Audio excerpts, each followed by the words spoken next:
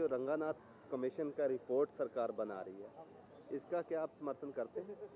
नहीं, इसका मैं कतई समर्थन नहीं करता हूँ, क्योंकि ये केवल वोट की राजनीति है और केवल ईसाइयत को बांटने का काम करेगी। और नॉट ओनली ईसाइयत, ये पूरे पूरे भारत की जनता के लिए खतरनाक है।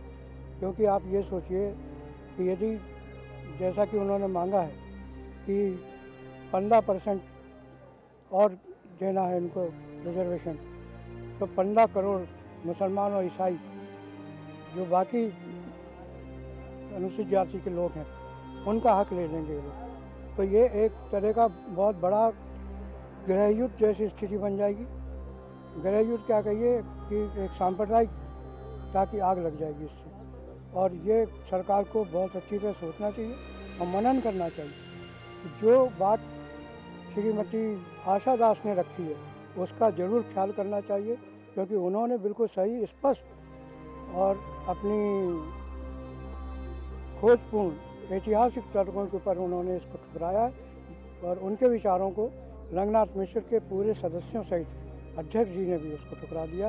ये बहुत दुख की और खेद की बात है। आपके ख्याल से फिर ईसाइयों के, दलितों की जो बात है, उनके विकास का क्या रास्ता होना चाहिए? क्या चर्च को उनके लिए आगे आना चाहिए? जी हाँ, चर्च ही उनका जिम्मेदार है।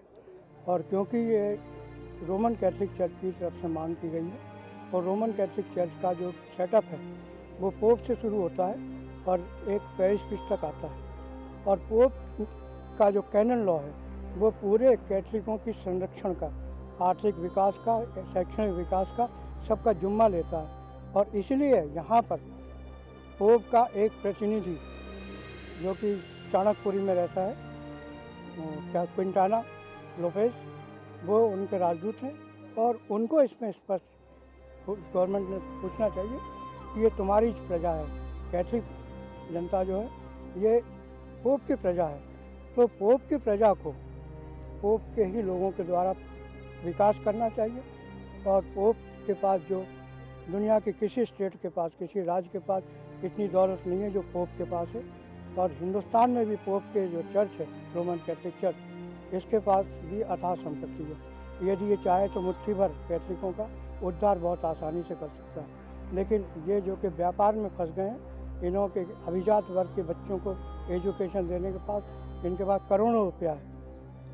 अभिजात वर्ग के लोगों के इलाज कराने के लिए बहुत हॉस्पिटल्स हैं, लेकिन अपनी ही भीड़ों के लिए, अपनी ही जनता को पालने के लिए, उनके इलाज करने के लिए, उनका विकास करने के लिए इनके पास कोई योजना नहीं है। और अपनी जिम्मेवारी को ये सरकार के पाले में फेंकना मांगते हैं और अपनी जिम्मेवारी से भागते हैं।